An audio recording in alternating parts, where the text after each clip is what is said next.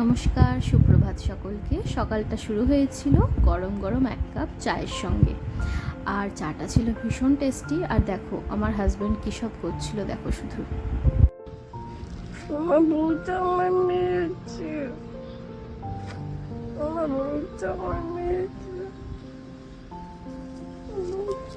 বউটা এসে বউটা সবাই দেখো, আমি ফেসবুক লাইভ করছি, আমার বউটা মেরেছে, এখন মুখ লোকাচ্ছি আসামিদের মতো। আমার মুখটাই দেখাতে ভয় করছি কেন। রথের মেলা অ্যান্ড ফাদার্স ডে দুটোই উপলক্ষে আমার হাজব্যান্ড আমার বাবাকে গিফট করেছিল একটা মোবাইল। বাবার ফোনটার এমন দুর্দশা হয়ে গেছিলো, আর কিনতেও চাইছিল না, তাই ভাবলাম কি দেওয়া যায়, একটা মোবাইলই গিফট করা যাক। ফাদার্স ডেও গেল, সামনেও রথ, সেই জন্য দিয়েছিলাম একটা মোবাইল। আর মোবাইলটা ছিল কি কোম্পানি ভুলেও গেছি কি কোম্পানির ফোন, বাট খুব ভালো ছিল মোবাইলটা, মোটোরোলার ফোন ছিল, সরি। তো বাবা পেয়ে খুব খুশি হয়েছিল, হাসিটা দেখো শুধু। তারপর সন্ধেবেলা আমরা, সন্ধে না তখন বিকেল বিকেল ছিল, তো আমরা বেরিয়ে গেছিলাম একটুখানি ঘুরতে। দেখো অফ ডে ছিল, আমার হাজব্যান্ডের অফ ডে ছিল, তাই ভাবলাম একটুখানি বাইরে ঘুরে আসা যাক। তো নাজারা ছিল ভীষণ সুন্দর। জায়গাটা কোথায় আমাকে প্লিজ কেউ জিজ্ঞাসা করো না, আমি কলকাতা শহরের অর্ধেকের বেশি জিনিস আমি চিনি না, রাস্তাঘাট আমি চিনি না। হাজব্যান্ড যেখানে নিয়ে যায় আমি সেখানেই টুকটুক করে চলে যাই।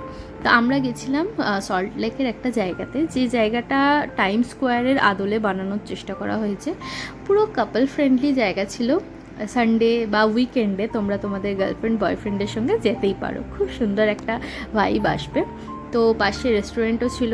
তো ভাই আমি গিয়ে তো বিশাল খুশি হয়েছিলাম, আমি তো আনন্দে লাফাচ্ছিলাম। হাজব্যান্ডের মুখটা দেখো, মনে মনে ভাবছি এই মালটা আমার পকেট খসাবে আজকে, খুশিও ছিলাম।